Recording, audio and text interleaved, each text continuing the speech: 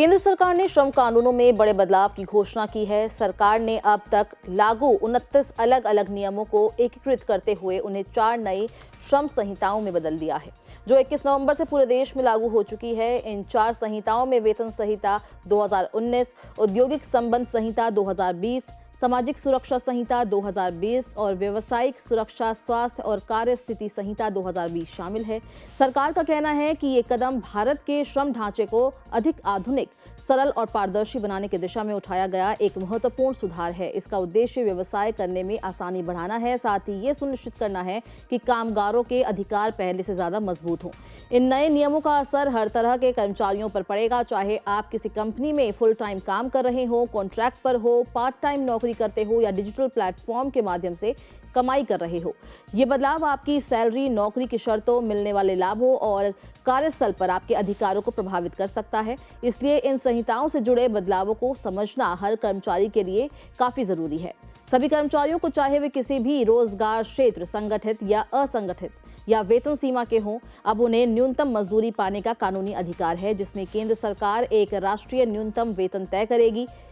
मजदूरी की एक स्टैंडर्ड परिभाषा के अनुसार बेसिक पे कुल सैलरी का कम से कम 50% होना चाहिए। इससे कुछ कर्मचारियों की तुरंत मिलने वाली टेक होम सैलरी कम हो सकती है, लेकिन इससे पीएफ और ग्रेच्युटी जैसी चीजों में ज्यादा योगदान होगा, जिससे लंबे समय की रिटायरमेंट सिक्योरिटी बढ़ेगी। पहली बार गिग और प्लेटफॉर्म वर्कर्स को सामाजिक सुरक्षा के दायरे में शामिल किया गया है, जिसमें एग्रीगेटर्स को अपने सालाना टर्नओवर का कुछ हिस्सा लाइफ और डिसेबिलिटी कवर और हेल्थ बेनिफिट्स जैसे बेनिफिट्स के लिए एक डेडिकेटेड फंड में कंट्रीब्यूट करना होगा। निश्चित अवधि के कर्मचारियों के लिए ग्रेच्युटी की योग्यता का पीरियड लगातार 5 साल की सर्विस से घटाकर सिर्फ 1 साल कर दिया गया है, जिससे ज्यादा आर्थिक सुरक्षा मिलेगी।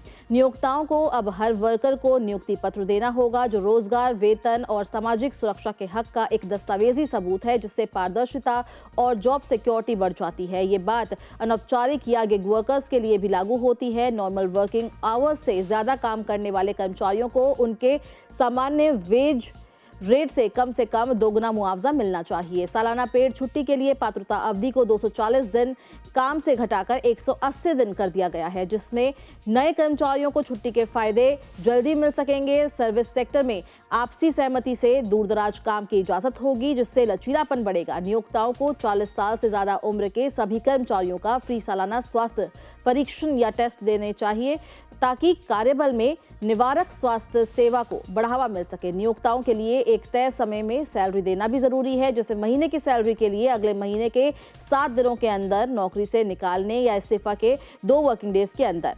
घर और काम की जगह के बीच यात्रा के दौरान होने वाले एक्सीडेंट अब नौकरी से जुड़े माने जाते हैं, जिससे मुआवजा मिल सकता है।